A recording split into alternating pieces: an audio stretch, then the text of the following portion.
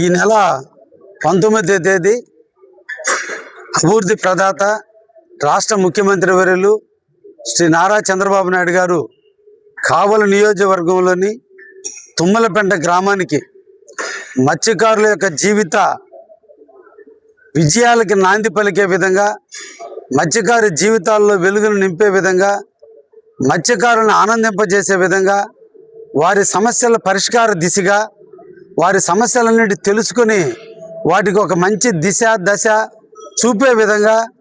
ముఖ్యమంత్రి వర్యులు వస్తున్నటువంటి పరిస్థితుల్లో 2 నెలల పాటు సముద్ర నిషేధం ఉన్న కారణాన మత్స్యకారులందరికీ కూడా వారి వారి అకౌంట్లో 20,000 రూపాయలు ఇచ్చేందుకు ముఖ్యమంత్రి గారు మన తుమ్మలపెంట గ్రామానికి రావటం,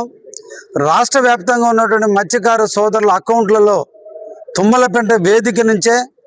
రాష్ట్రంలో ఉన్నటువంటి అందరి మత్స్యకారు అకౌంట్లలో దాదాపు 264 కోట్ల రూపాయలు